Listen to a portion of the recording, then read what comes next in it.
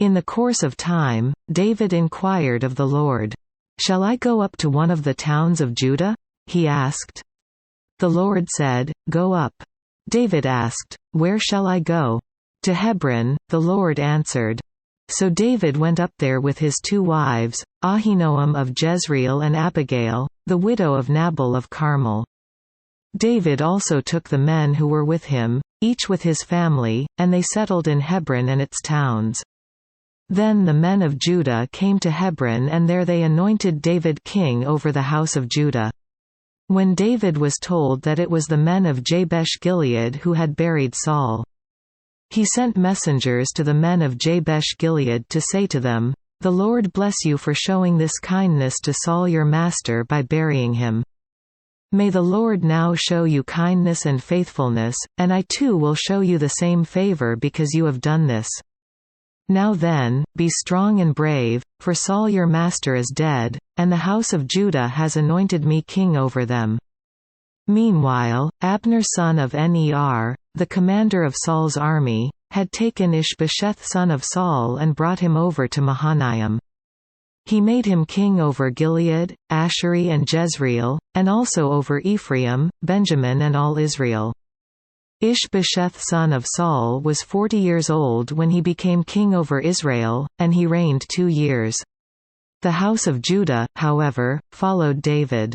The length of time David was king in Hebron over the house of Judah was 7 years and 6 months.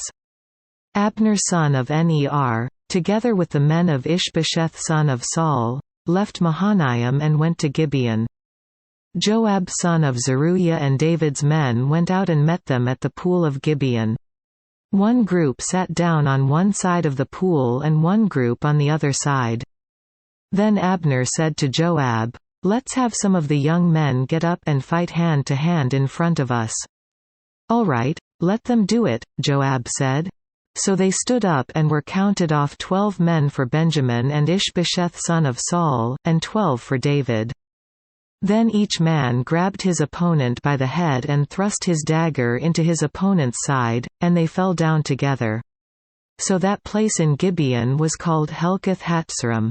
The battle that day was very fierce, and Abner and the men of Israel were defeated by David's men.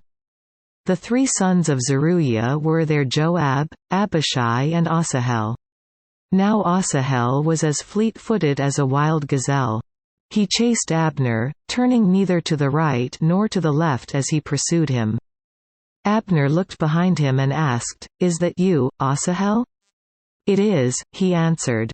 Then Abner said to him, "Turn aside to the right or to the left. Take on one of the young men and strip him of his weapons." But Asahel would not stop chasing him. Again Abner warned Asahel, "Stop chasing me. Why should I strike you down?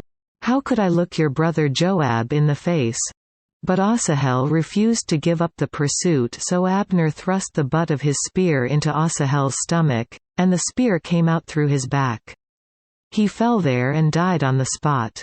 And every man stopped when he came to the place where Asahel had fallen and died.